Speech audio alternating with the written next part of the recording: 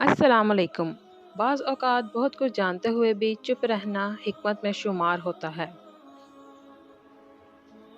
زبان صرف 3 انچ لمبی ہے، پھر بھی یہ 6 فٹ اونچے آدمی کو مار سکتی ہے۔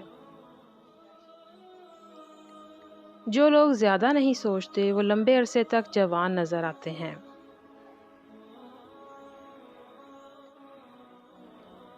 کل ان لوگوں کا ہے جو آج اس کے لیے تیاری کرتے ہیں۔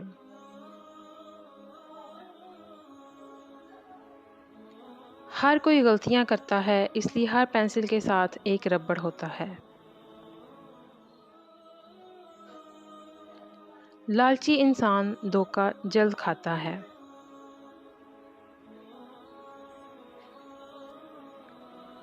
جاہل گفتگو کی بجائے بحث کو پسند کرتا ہے، اور جب اس سے جواب نہیں بنتا تو آپ کے خلاف ہو جاتا ہے۔